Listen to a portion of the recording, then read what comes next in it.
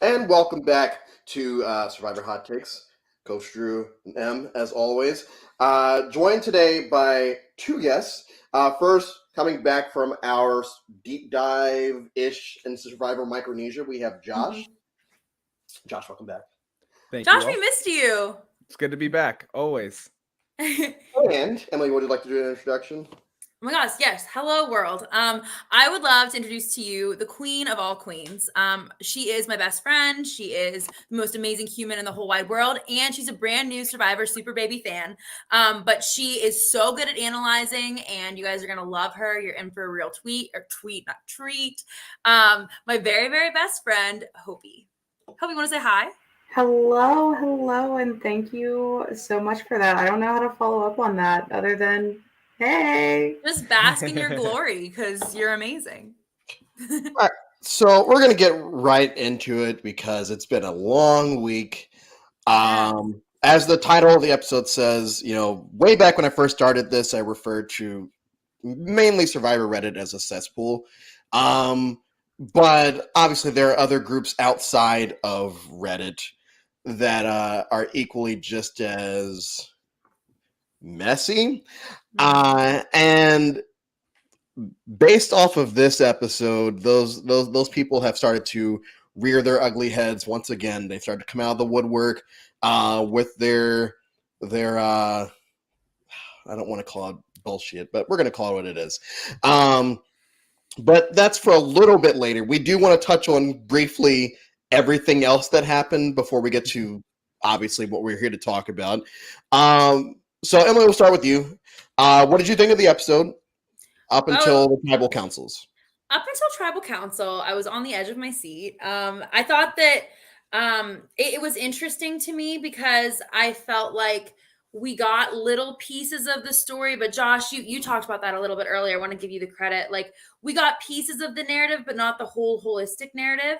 I know that we talked a lot about, like, what was this 2 episodes ago whenever Roxroy voted Lindsay, and obviously now we know, like, Roxroy was voted out, but a lot of people were all like, oh, like, why would he vote Lindsay? Like, that's so weird. Well, now they interviewed him and they asked, and I found out, this is super interesting, he actually voted for her because they didn't feature a section of him talking with Lindsay before and realizing that she was a huge threat. So he, like, did an interview saying that she was a huge threat, so he wanted to make her scared. So it very much paralleled to why Romeo put one vote on high, even though knowing that that vote really wouldn't do much, in the long run. It also does have a huge impact because it wants to make, like, it makes them more scared, and someone like High always wants to play like that aggressive game, and he wanted to play a perfect game. And because he did not play a perfect game of getting no votes, that in itself is tarnished, and then it kind of keeps him more jittery and more aggressive. You know what I mean? Yeah.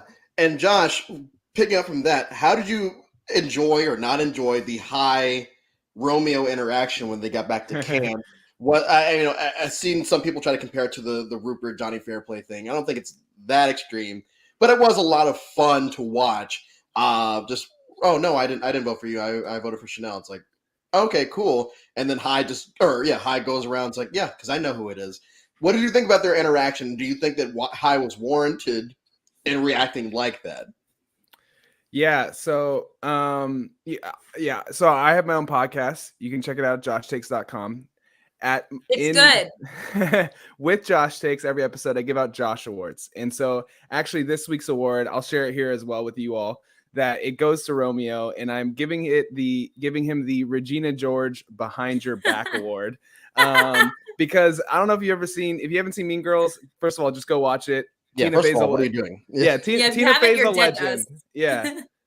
But there's that scene where, Regina is talking to some girl and she like makes her day by complimenting her skirt. And then as soon as the girl walks away, she turns to her friend and says, "That's the ugliest effing skirt I've ever seen." I thought Romeo, same vibe, same exact energy. When he's back at camp, he's, trying to tell everybody, hey, like, it's okay that you voted for me. It's okay that, I forgive you. I understand. And then he turns to the camera and tells us, I want to kick them all in their faces. And and so I loved Romeo's energy. I like that he was trying to instigate stuff, put a vote on High, make him, squirm, which is the word he uses. Like, he wants to make him just like feel a little uncomfortable. And he knows, I think he zeroes in on High's like desire to like really try to play this like perfect game, to really try to be this like perfect survivor player. And I think that Romeo's move to do that was great. And I also like the damage control of just deny it, make that bother High more. You know, it's obvious that it was him, but just, you know, like, again, if you're just going to make him squirm, just do it.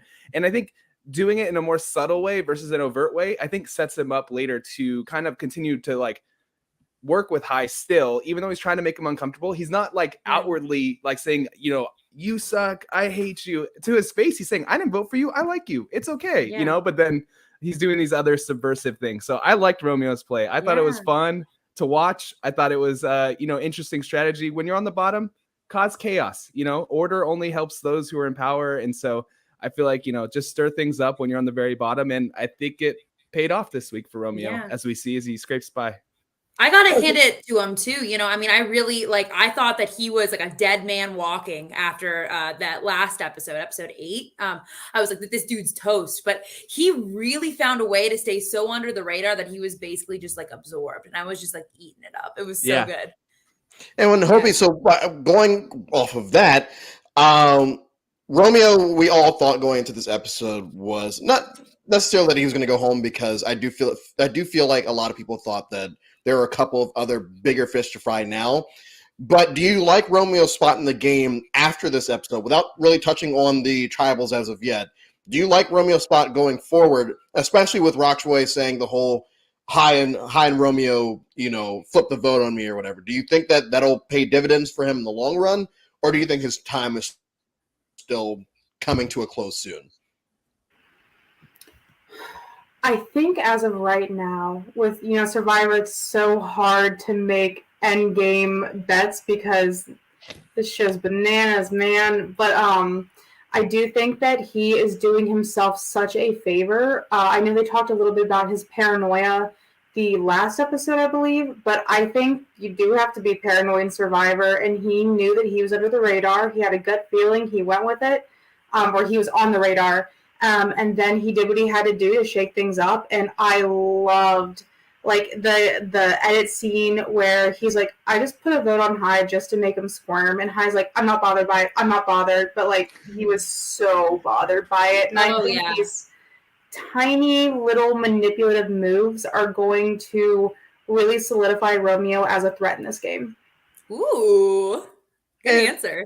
I really want to, because I didn't read the Rockaway exit interview, so I didn't know about the Lindsay thing.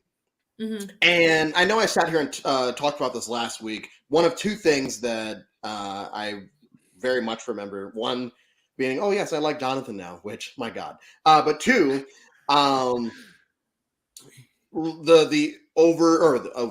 under edit of Lindsay, and how if Lindsay were to somehow win, it would leave a bad taste in people's, not my mouth, but a lot of, you know, these people's mouths, because it'll be, you know, in their eyes, it'll be like, oh, non-deserving. But in reality, it's no, just under-edited.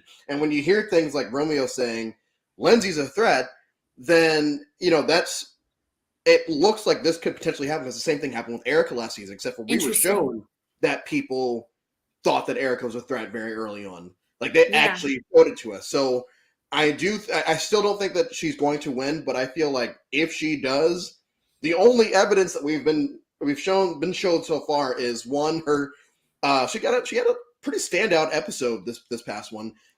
So we'll have that to look at, and we'll have Rockaway's exit interview to look at. Hopefully we get more in the coming weeks, but as of right now, that's all we have to really look at. But yeah, I loved this episode for Lindsay. You know, I think we got the most Lindsay content we've gotten since probably the premiere. Yes, she's an ally queen. An ally. Her whole interaction with Jonathan just brought me life throughout the episode. It was just like, I don't think that when she said, when she like gave him the other way that the vote could happen, and he just kind of sits there like, well, now wait a minute. Wait a minute. Yeah. What? Well, we need to think about that. Yeah. Yeah. Can I ask something on that same topic? Because I'm still so confused. Okay, so we get to this point, right, where Jonathan wins the immunity, right? We don't have to talk about anything before immunity, right? I feel like we pretty much covered, right? Like, and he's like, oh, I can make a big move, right? So he like goes up to Lindsay and starts like bullshitting ideas. And he says to her, like, well, we're gonna tell her that, oh, hey, Christian. Well, we're gonna tell we're gonna tell Drea that it's Marianne, and then we're gonna tell, and Marianne is obviously gonna know that we're actually gonna be voting for Drea. Why didn't you just? I'm so confused why they didn't tell Drea that they were gonna vote for Tori. Like, there's so much evidence. Like, be like, hey, like Drea, like I'm really sorry. You know, like we're actually gonna be focusing on Tori because Tori has now won 2 out of the 2 immunity, 2 out of the 3 now. Like, obvious, and she's already told Marianne that that Tori already told Marianne that they don't get along very well. Like, it's public knowledge that they're the bottom 2, right? So why wouldn't Drea just use her vote to vote out? You know what I mean? Like, if that was really your target, which I get, because Drea is like, she's got like buckets and buckets of advantages in her pocket and like a really great Survivor resume, you know? And like, I just don't understand why he didn't use Tori. Like that to me is just like the most obvious answer. Josh, comment? Yeah, I mean, the simple answer is I don't think Jonathan's very smart. I mean, my nuanced answer is I think that he, as he shares later with Lindsay, and they get in a little bit of a tiff about, he's convinced that, you know, Tori and Drea must be close because they're coming from their starting tribe together. And I think we get a clue into why Jonathan might be missing out on some of this relational information earlier in the episode. And that's when Roxroy says, you know, Jonathan, like, no one appreciates me. The only guy that goes out and swims all day trying to catch fish is Jonathan. So I really get this picture that Jonathan and Roxroy aren't the most socially like connected and in the know with this whole merge tribe dynamics. They were probably going out fishing and just doing their own thing. And it looks like they're broing down, of course, you know. But then, I think that Jonathan, as Lindsay points out, is missing a lot of information, about the social dynamics of the tribe. So I think he just completely misread what Drea would be thinking in that moment of who she would want to target. Then my other question is like, I'm sorry. I just one more, and then I'll shut up. My other question is like, why would you freaking tell Marianne that she's the decoy vote? Like, what do you like? What? Because then she's like, oh, well, everyone knows that Drea and Marianne both have the idols, and he's like, well, you're not gonna play the idol. Like, you're just, like what? Like, I don't understand why you would even tell Marianne. It was just a whole mess. That's all I had to say. I'm done. The beginning of the doofus edit starts now for Jonathan. I can't believe that I love the man. Now he's dead to me. Yeah, I can't believe. I quickly regretted my whatever I said last week. But Hobie, what I want to go with is, do you think Jonathan has any chance of winning now? Not personal opinion, not what you want to happen. Do you think Jonathan has a chance of winning?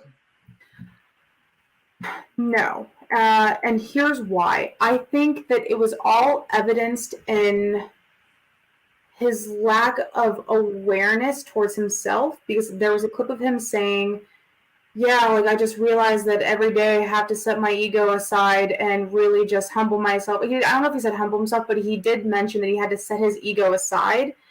And then you get to that scene with Lindsay on the beach, and she's like, here's my very well thought out strategy as to why this is not a good idea and why we need to shift. And he's like, no, that's not it. And he, I think, just has a very difficult issue of knowing when to stop talking and when to entertain someone else's ideas, and that his ideas aren't always the best. And I think that will really screw him over throughout the rest of the game. Yeah, if you can't even play the social game well enough to know that, there are all these other things going on besides what you think you know, you're going to have a very hard time. And I think that people are starting to get tired. Some people have already been tired, but a lot of other people are getting tired of the way he talks to them. I think that the biggest fallout from the second tribal, which we'll get to later, is the fact that how he carried himself at the beginning. Like, towards the end, cool, fine, whatever. But that's going to stick in a lot of people's minds, and especially with the jury already sitting there and seeing how he reacted to that. If I'm any type of player, any player that was at that tribal, I'd probably try to sucker him into having another outburst like that. Just to, like, start pissing off even more people to give him no chance at that way. Let's say he goes on an immunity run, he ends the season with like 4. It's not going to matter because people are only going to be focusing on how he handled himself socially. He could be a 0 vote finalist, honestly. I think that like, which is weird because we never even considered him being able to make it to the end without getting votes because of just his stature. And like a lot of the time, you know, if we see a big, strong man make it to the end, typically they win, you know. But I do think like what he said and the way that he handled himself, which we're obviously going to get to later, it evoked a very, very strong reaction from the jury, like the existing jury currently. And that in itself, if they're the 2 people currently who are operating Ponderosa, like, I don't think that this man has a shot in hell. Tori will vote for him. I don't think so. My stock. Look at, again, I have receipts on my podcast. You can go back and listen to every episode. I bring up pretty much how I don't think Tori could win. She was my pick throughout the entire season as least likely to win. I thought she made a lot of social blunders, and so did she in her exit press. She brought up how she very much realized that she was not very good at playing Survivor. And I think my stock, though, on Tori as a person, not as a character on TV, but actually as a person, has gone up after how she handled the whole thing at Tribal Council, and then how she's handled everything in her exit press. I feel like she's been pretty gracious and self-aware. Yeah, no, she's been pretty good, and I appreciate that. And I do want to say, before we get to Tribal 1, because I've been dealing with and reading all the mess online for the last week, I haven't had proper time to celebrate the fact that Tori was gone. So I was thinking of you when she left. I was like, this is going to be a lot of emotions for Andrew this week. Yeah. Right. Tori's gone. That's my celebration. Back to the issue at hand. First tribal. So we have Roxroy trying to start this all dudes thing, and sorry, they're all dudes on this tribe. Somebody has to go. Everyone thinks, okay, let's just make it easy. Let's just do Romeo and let's get out of here. And Roxroy decides that he wants to start over strategizing, and pretty much costs him the game, because I do think that if he had just shut up, don't do anything, they could have gotten out there with the easy vote at that point. Hobie, what are your thoughts? I agree. I think Roxroy is very obstinate, I think, which can be a phenomenal asset, as seen on the island where he had the shillelagh of time, another podcast I love calls it. And you see this just absolute unrelenting will, which I greatly admire, but he doesn't know when to relent, and that was his biggest issue. And I really could see him going far if he knew how to work with and listen to other people. Yeah, I sat here about 3 weeks ago and said, oh yeah, Roxroy's going to sit at the end and lose because everyone's going to want to bring Roxroy to the end. And I do think that if he had just shut up, he would have just sat at the end and lost. Yeah. But this is why we do these, so we can be wrong. And so Roxroy goes. It's pretty, like, I think once he saw his name the second time, he knew it was over. And he goes away. Thoughts on Roxroy now that he's gone, everyone? Do we like him? Do we not like him? He went from someone that's like, okay, yeah, and then there's Roxroy, to like me hoping that he throws a vote every tribal, to like, oh man, that's like cool, you know, nice juror, cool, whatever, we'll see.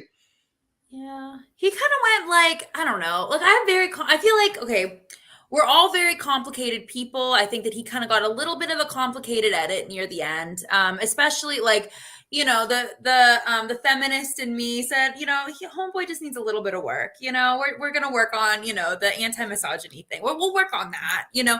But I think that what really sold me was his edit, you know, with the shillelagh of time, and like how whenever I truly believe there's not a person that you couldn't love once you hear their story. Like that's like something that I try to live by. And I think that like once you heard a little bit more about his life experience, he gripped onto my little heartstrings just a little bit. You know, our problematic king. We love him.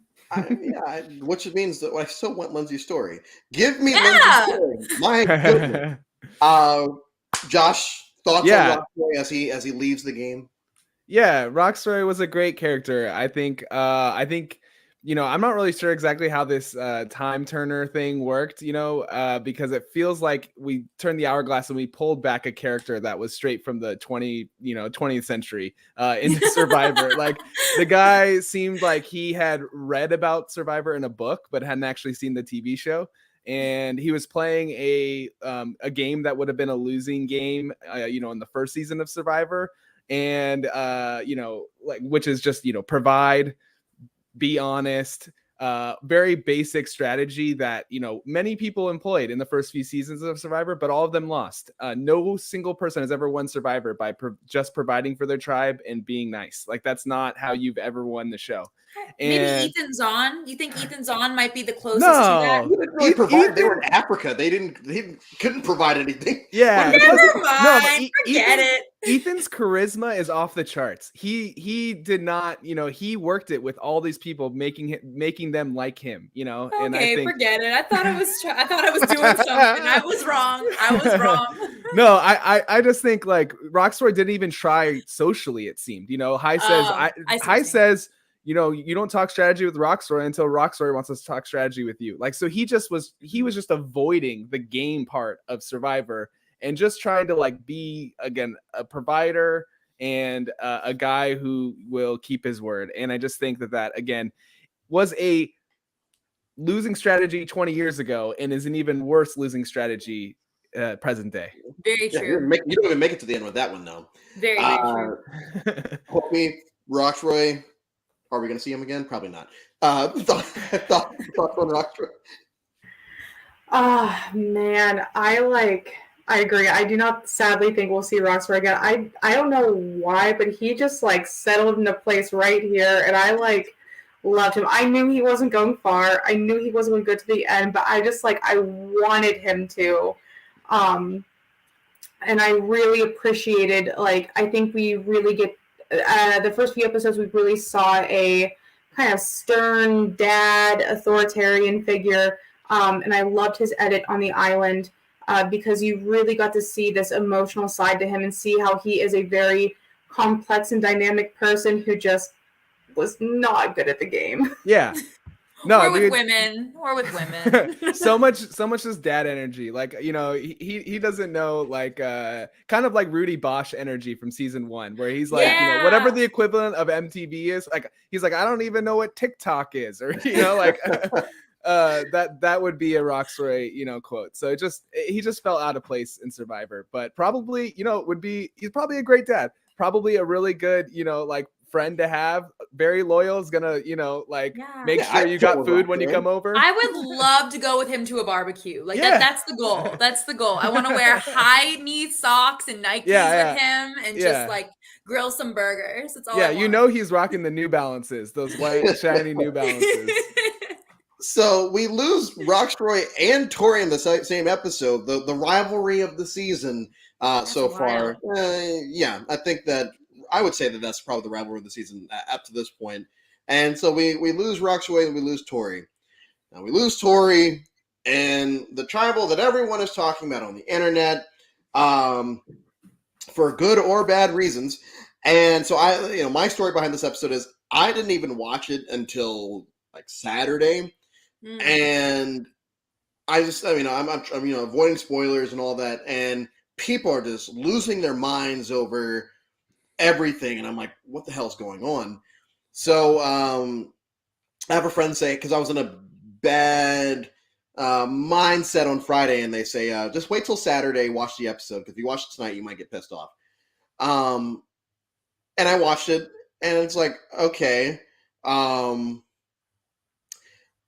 don't get why everyone on the internet is as vocally angry as they've ever been about something that's happened since maybe Michelle winning in 33. Like I haven't seen Survivor fans, a certain section of Survivor fans, this pissed off since probably that. And the big thing behind it is people keep dropping this "it's too political" phrase, which is just another way of saying they don't like talking about and hearing about race. Because race in itself is not political. And if you're sitting here listening to this right now saying, hey, they're getting political, screw you. Because as a colored, I'm just playing, as an African American, I love when they have actual moments like this. Why Giuseppe is one of my favorite winners. It's why I liked her and Sean's dynamic on that season. I like when that can be discussed and it not turn into a big shit fest. And I don't think in the moment that it was, the shit fest happened afterwards online. So I'm going to get everyone's opinions. If you have a differing opinion, that is absolutely all right. I don't hate you. But we'll just work down the line. We'll go Emily first. What were your thoughts from when Drea walked in, saw Roxroy on the jury side, and just from there? And it was kind of just everyone can just kind of piggyback off each other. It was interesting. I guess because I want to also, I want to preface that my understanding and my take is also just coming, like, I'm a white woman, so I'm just speaking from an allyship perspective and how I have educated myself about the experiences of people of color, but I could see it at least in her eye, and I think that like it came very quickly as a shock, and watching her process that, and she was really trying to like, it's hard, because she was trying to explain, like, I was really trying to just maintain my emotions because as a Black woman, I have to make sure that I'm not too much this or too little that, or, and so trying to find that until she started just talking about, implicit bias and unconscious bias and those sorts of things. And the second that set her off, she didn't get emotional, like outwardly emotional, until Jonathan was the one who accused her of accusing him of being a racist, which she didn't do at all. Which she never did. So I think like we talk about this a lot, that Survivor is like a microcosm of society. And I think that it's even more so now, especially with the brilliant work of the diversity initiative and like the great work that they've all done. So great job. And how much they've blended so many different life experiences. This is just what we're talking about it now in a much more holistic and real form. So I just want to, as a woman and as an ally, I just want to tip off my hat to Marianne and Drea, because they withheld a lot more with restraint than I would have been. I'm not even Black. So, like, hats off to them. They're amazing. Hopi, thoughts? Yeah. So I'll preface this with, I am a woman of color. I'm a biracial Hawaiian and white woman. And I felt just so much empathy for Marianne and Drea and Roxroy and Chanel, because you could see them getting, like, Chanel was visibly like bouncing her leg. Like, it was just so incredible to see these two women like lay it all out on the line and talk about a very real and just a very real lived experience. And it was so frustrating that immediately Jonathan got defensive. And I know that is just a product of the society. It's a product of white privilege. But it's just still so frustrating when there's a person of color on the opposite side with this cultural responsibility and this cultural weight. And they're just trying to express that Survivor, it's still in the game. It does not matter. Like, I think it was Marianne that said, like, yes, like, this is, you're taking a bunch of people from the real world and bringing them into a small group, playing a social game with those perspectives. Absolutely. And I was so there for the conversation. I was just so moved by the stand that they took. It's sad that they have to take a stand and that they have to play their advantages just to feel protected and safe after talking about an experience, because they know that there's going to be people on the internet who are like, oh, well, they're just playing the race card. And so they had to weaken their own game just to advocate for themselves. Absolutely. Yeah. And kind of bouncing off of that really quick, Josh, sorry, I don't mean to, I just, one thing while I don't forget. Great, I think go for it. I appreciate you. You're wonderful. Like the one little piece as well that I think is like really intricate is how many times did we hear Jonathan talk about how people have implicit bias, not in the same way, but how they have implicit bias against really strong men, okay? And how he knew he would be a target because of his appearance, right? So keeping that in the same, and like it only becomes political whenever you want to make it political. You know what I mean? And so I think that like he got defensive in a way where he was, you know, like tooting his own horn. You know, he was a product of the exact same piece, you know, but that's all I have to say. Yeah. No, I think, there's so many different things to talk about here, but I think my first reaction watching Drea was just like, oh man, I feel so like bad for her because like she was clearly put on the spot. Like you see everybody's faces when they walk in and they're shocked when they see Roxroy on the jury. They did not expect Roxroy to be on the jury. This is like kind of a weird perfect storm situation, right? Like no votes post merge really ever, you know, happen where half of the tribe doesn't see what the story is and why someone's, you know, like blindsided or sent home. And so just the extra like weird twist of this final 10 unmerging into two halves, you know, and then them walking in. And so it just created this perfect like storm or whatever, perfect moment for them all to be so shocked. And then of course, Drea is like obviously processing it differently than everybody else, even including seemingly Marianne in the beginning, right? Jeff at least keeps to start, yeah, like Jeff keeps asking her questions, and I noticed this, like her first like 2 or 3 responses to Jeff in the tribal council is just I don't know, like because she's not even giving him anything. Which if you've ever heard people talk about, you know, extended cuts of tribal council and stuff, like Jeff hates it when you don't give him any info, when you're not like giving him anything. Like he'll even like pause like the discussion and be like, hey, like I need more from you, like and kind of come down as like harsh dad Jeff, you know, and that's like his biggest pet peeve is when people don't like aren't being, you know, like at least giving him something that's somewhat entertaining, keeping the conversation going. So the fact that she just kept saying I don't know after having been to multiple tribal councils beforehand,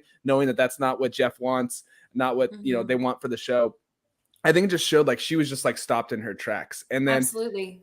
Yeah, and then it's Jeff who brings the word race into it when he asks her, like, do you think this was race related? Because she just said this changes things, and then he's the one that asked that. Yeah. And, you know, and she says it, you know, I have the quote here. She says, you know, he asked if it's race related, and she says, unfortunately, a little. That was her response and her entry into like talking about this. And so at this point, I just still felt really bad for her because like you could see she didn't know if she wanted to go there. She doesn't know exactly what she's going to do to handle it. And then the conversation keeps going a different direction. And then it comes back and she's like, you know what? I'm just going to play my idol. Like I've seen 2 people, you know, black people that I did not expect Roxroy to go home. So I'm processing this. And so I'm going to play my idol just to make sure that there's not, you know, 3 black people like going home in a row. And I think I'll pass it off here, but one more thing. I just think that like you guys are highlighting, what you already shared about them playing their idols so that people can't accuse them of playing the race card. I thought that was like very, very admirable. And I just think absolutely. that they were trying to remove any kind of accusation that playing the race card being like, hey, save me. You can't vote out black people because you'll be racist if you do so. Instead, they said, we're going to take it upon ourselves to make sure that this pattern, which we don't, you know, which optically looks horrible and then in general feels wrong to them, we're going to take it upon ourselves to make sure this doesn't, you know, like happen this season where 3 black people go back, you know, home back to back to back. And so I just thought that like, again, they burn their idols. I've heard, you know, people were writing into me like, do you think they should have just used their extra votes? They could have had enough, like, you know, 4 votes would have been a majority, like if they both used their extra votes instead of their idols. But it's like, that wasn't the point. The point wasn't like the perfect strategic play to make it that. They were just saying like, we want to be above board with like our fellow castmates, not put them in an uncomfortable position to have to save us with the problem that we are, you know, feeling and experiencing. And we also don't want the people back home to accuse us of saying, we used our skin color to get by a vote in Survivor. And like, I just thought the fact that they were able to think on their feet so well and just like, and just deal with that in the way they did was just, I thought very, very, very admirable. Yeah. Yeah. Very well said, Josh. Yeah, I agree. And one of the things that stuck with me is Andrea's been shown as someone. She continuously says, "Oh, I don't know you. I'm not close to you. I have nothing." She's not close in her head, or like what we've been shown with anyone. And then all of a sudden, we get more of Drea the person when she immediately snaps back into real life when she sees what the jury looks like. And I'm trying very hard not to swear up a storm, but like you get these people online that especially one person in particular that showed the screenshot of her voting for Chanel the previous week. Mm-hmm. It's not about the fact that it's not the fact that Chanel was black. Like, how do I want to phrase it? Once again, I'm just trying not to go on like a very big tirade. She didn't like the fact that there's this stigma, whether people want to believe it's true or not. There is this thing where black folk go early in the pre-jury, or they go early in the merge, especially if they don't have anyone that they really can work with. It's just something that happens. Like, and people saying, "Oh yeah, well, what about this person?" We only had four black winners, so it's not like we're doing this every season and somehow we still said at the end. Things happen where people get taken out early. So her sitting there, being clearly in shock. I don't think she was faking it or anything like that. Her being in shock, saying, "Hey, we're not doing this time. Y'all can vote us out 2 in a row next time, like over the next 2. Yeah. We're not doing 3 in a row." And the fact that, and what we haven't touched on is they were going in planning on voting for each other. Right. Yeah. Which is crazy, It's still pitting 2 people against each other of color. Yeah. And I think that if Roxroy hadn't gone home, let's say it was Romeo, they would have had no issue voting against each other. I think it was like Josh said, the optics of, are we really going to do this? Like, are we doing this time? And I very much had I had a lot of respect for the fact that Lindsay spoke up. She when she could. Tori said some things, and Jonathan was there. I won't do that. I'm not going to talk about Jonathan. I can talk about Jonathan real quick. Okay. Like, because I again, as you can tell, I'm a white guy. Jonathan, also a white guy. That's probably where the comparisons start and stop between Jonathan and I, because I can take off my shirt, but I don't have as many abs as he does. And he puts his foot in his mouth. Maybe puts both feet in his mouth, across this episode. And I think, Jonathan is a picture of, for me in this moment, again, edited TV show, who knows exactly how this conversation goes, but he is hearing what they're saying and feeling defensive because he feels like they're accusing him, right, of being racist. And their immediate response to them is, "No, you're not. That's not what we're saying." So whatever the conversation was, again, we it's edited. We don't know exactly. Their immediate response to him saying, "I feel like, this is wrong. I feel like you're saying I'm racist." Their immediate response to him is, "No, we didn't say that. We love you." Yeah. Even Drea says to him. And I think I just think for anybody who feels, similar to Jonathan that might be listening to this or watching this, I would say, I think when people are sharing from their own experiences, I think one in Survivor, it's really smart to just listen, because you don't want to when people are clearly like in an elevated emotional state, their fight or flight is going, which Drea clearly was in. And then Marianne seems to quickly catch up to her.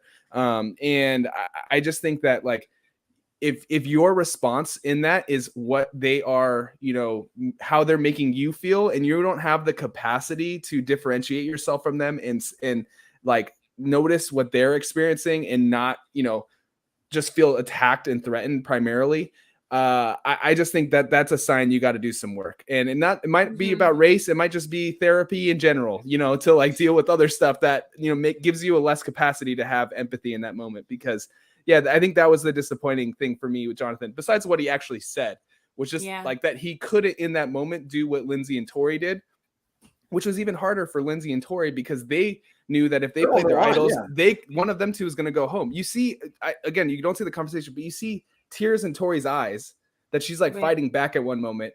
And Lindsay's too. Yeah. And I think it's because, Jonathan's safe. Like, he doesn't have anything to worry about, like, as far as him going home. So there really just wasn't any call for him to be so defensive, Absolutely.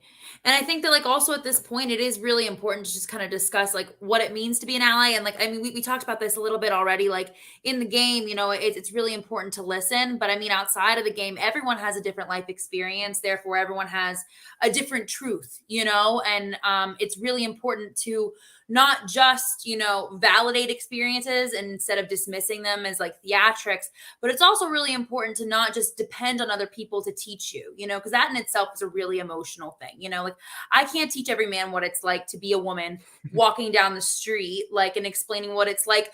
The fact that, like, I don't even know if I'm going to make it home to my apartment every day. And that's just a very real experience, and I know that people of color have a variety of other life experiences that I'm never going to understand. But I think that it's important that I at least make sure that I can educate myself on history, So I did some research actually on just on Survivor history, because I think that that's really important. I think that it's important, especially because we're talking about this topic today. I read an article, and it's an article from 2016, and it's called "The Impact of Race and Gender in Survivor," and we talked about how Survivor is this microcosm of society. It was from a University of Michigan student, Lita Broman. And she talked about like how Survivor and how race directly connects to society. And Drea mentioned this comment, it happens again, boom, boom, boom, right?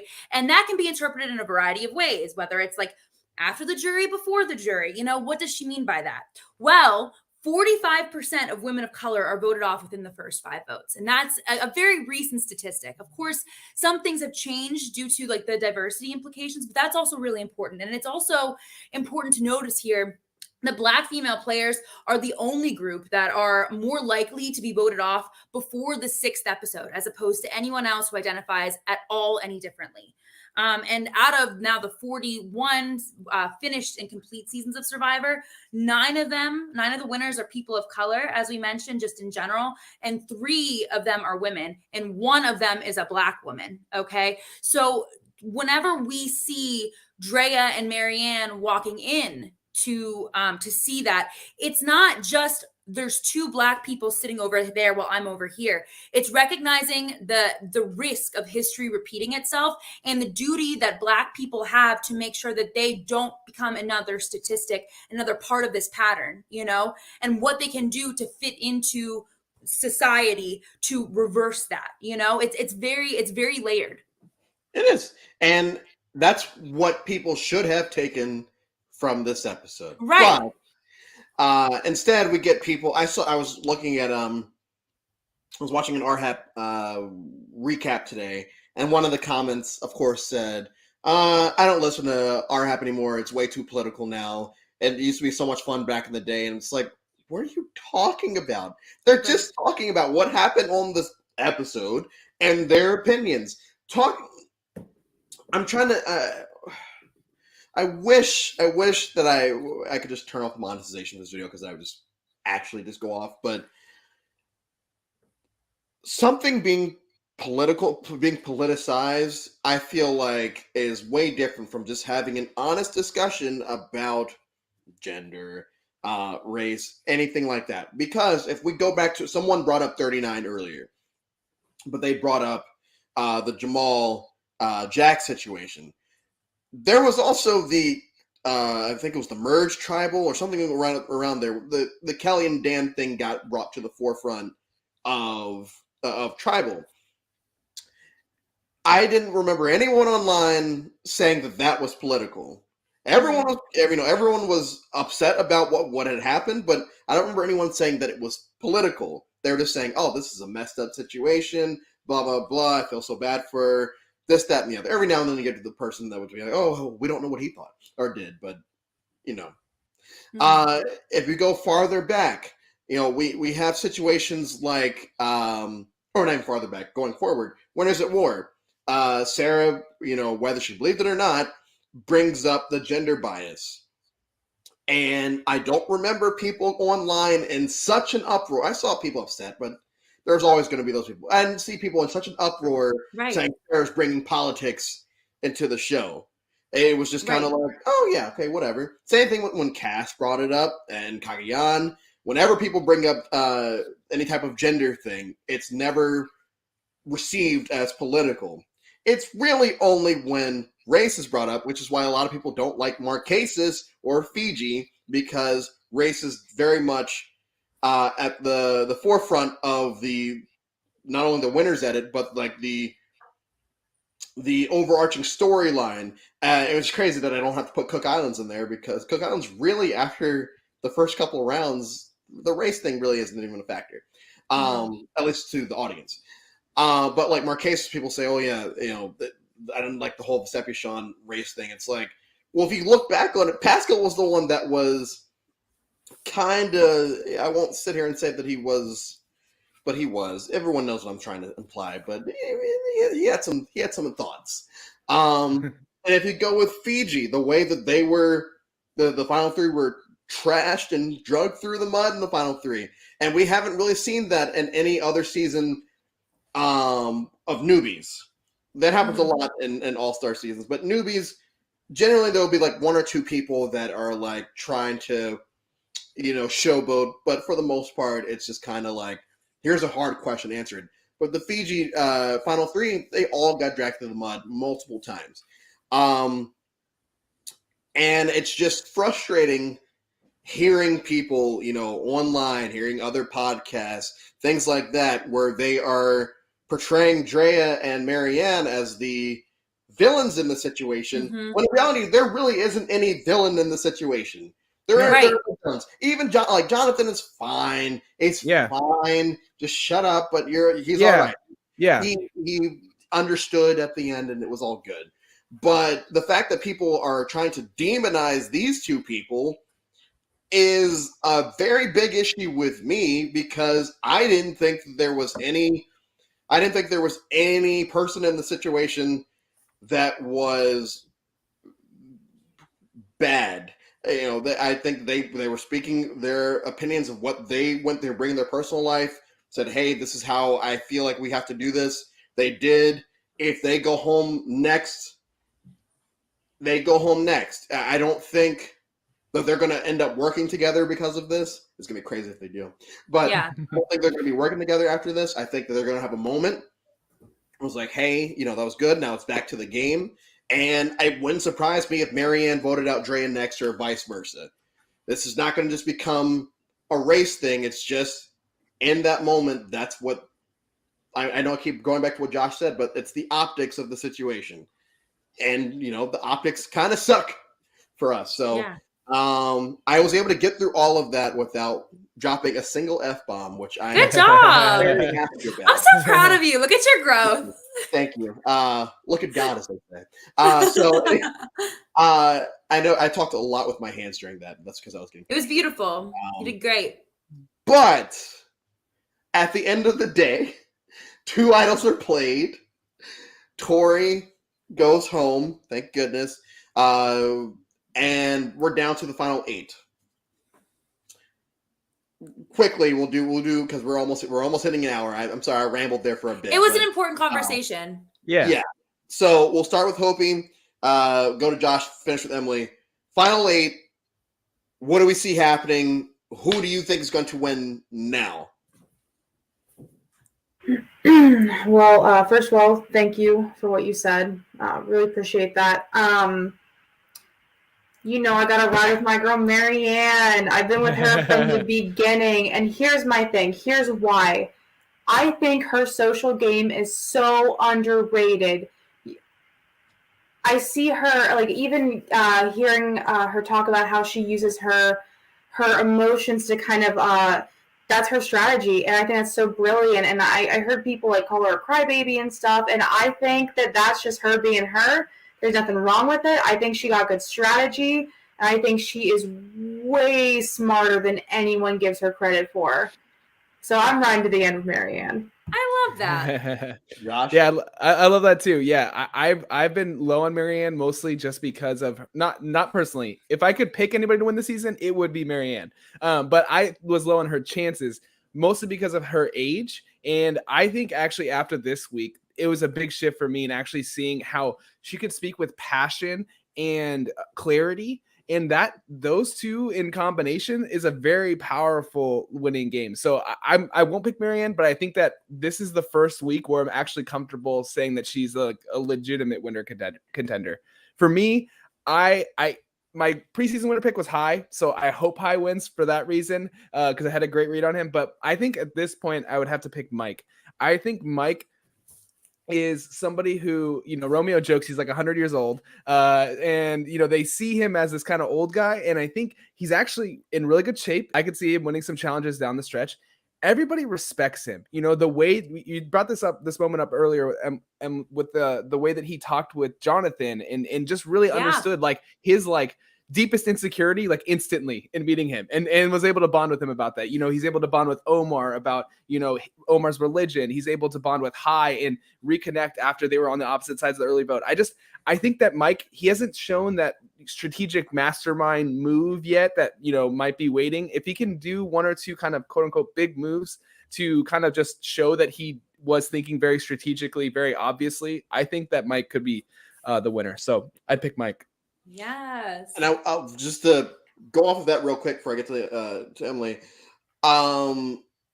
Mike does like. I'm not gonna say he's playing under the radar, but like, at least we're being shown. No one talks about Mike, and no one also talks about the other person that I'm gonna say who my winner pick is right now.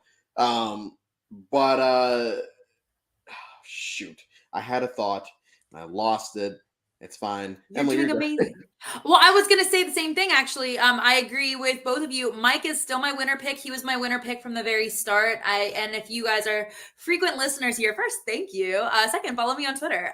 Third of all, you know that I am simply obsessed with Mike. I think I chose him. I had a gut feeling from the very beginning. He was my winner pick because first responders tend to do really well, especially people from New York tend to do very well on Survivor because Jersey. That's basically the same thing. Don't tell anyone from New York or Jersey that I said that. But like from the same area, and I think that they know how to interact with a variety of people, a variety of life experiences, and they're good at thinking on their feet and managing chaos very well while knowing how to push their bodies in crazy ways.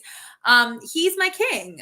So I think that he's done really well. I also want to tip my hat though, an honorable mention to Lindsay for a few reasons. Like I think that she's growing out of the woodwork a lot. I think that not only did we mention that she's just an ally queen, she handled that tribal council to perfection, even though she was one of the two people who could have been going home that night, a queen. But I also feel like she like her physical strength is immaculate, but how many times could her name have been on the chopping block when she's had literally nothing but that amulet advantage, and she's been able to deflect it just like by the sheer power of her relationships. So yeah. I think that we might be getting another like quote unquote Erica edit in the midst, but I don't think that's possible considering the backlash they got after 41. But I want to tip my hat to her as a very honorable mention. So yeah. All right. So the obvious winner, and at this point, I'd be surprised if they didn't win, is Omar. Really?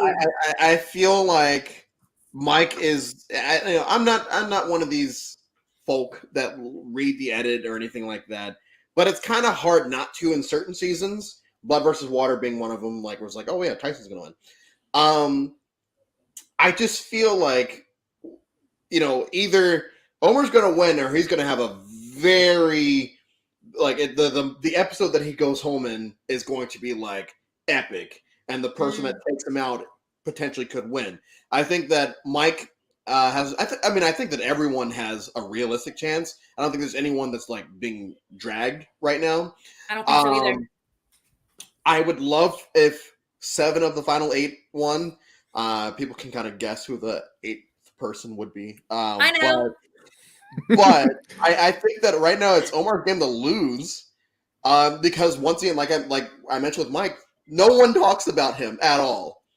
And I know we're going off what we see, but like no one's talking about. No one's throwing his name out or anything like that. And everyone is good with him, and he's gloating about the fact that everyone is good with him, as compared to Mike, who Mike's not gloating about the like Mike does the opposite. Like he's just good with everyone because he's just the stand-up dude who gets along with everyone. He's the cutest. Which means